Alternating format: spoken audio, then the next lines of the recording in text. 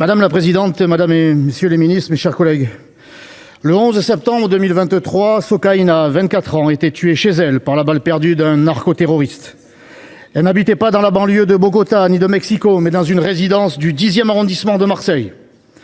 Cette tragédie a suscité émotion et colère à travers tout le pays et puis, on est passé à autre chose. Faut-il attendre que des policiers soient tués ou des magistrats assassinés? Faut-il que le ministre de la Justice soit menacé d'enlèvement, comme c'est le cas aux Pays-Bas, pour que vous agissiez afin d'éviter que la France ne devienne à son tour un narco-État?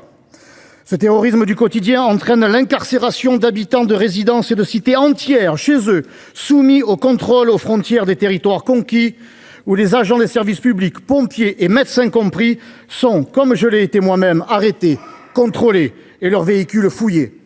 Les plus libres de nos compatriotes qui vivent ce terrorisme de moyenne ampleur ont honte d'inviter leurs proches chez eux, car il leur faudrait passer le contrôle des choufs.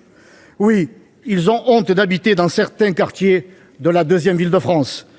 Dans ce contexte, trouver un modus vivendi avec les dealers et légaliser le cannabis, comme le souhaite le maire gauchiste de Grenoble, reviendrait à officialiser la victoire de ce terrorisme.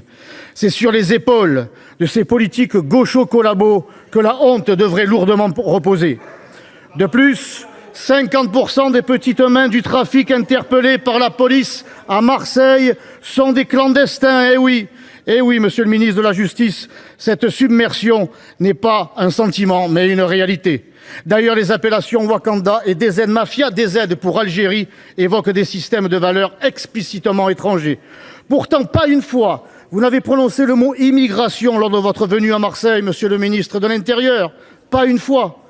Or, il n'y aura pas de lutte efficace contre le narcoterrorisme sans lutte déterminée contre l'immigration.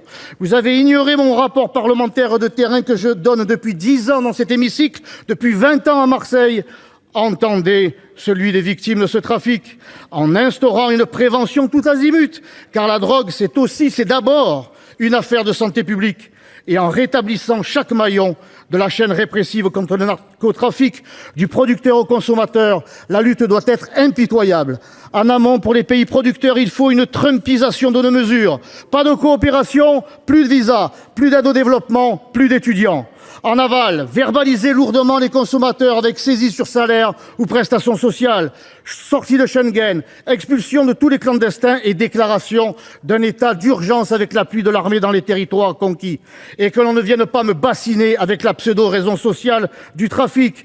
Il n'y a pas de trafic de drogue en Corrèze et dans la Creuse, les deux départements les plus pauvres de France, alors que ces cités du stup bénéficient de la politique de la ville et de son torrent d'argent public depuis des décennies. Pour conclure, alors que les magistrats marseillais craignent le financement des campagnes électorales par les organisations narcoterroristes, tout en constatant la corruption, tout nous démontre que les narcoterroristes sont déterminés à nous faire la guerre. Alors, madame et messieurs les ministres, je vous remercie, chers collègues. Non seulement il faut faire la guerre aux narcoterroristes, mais il faut avant tout se doter des moyens de la gagner.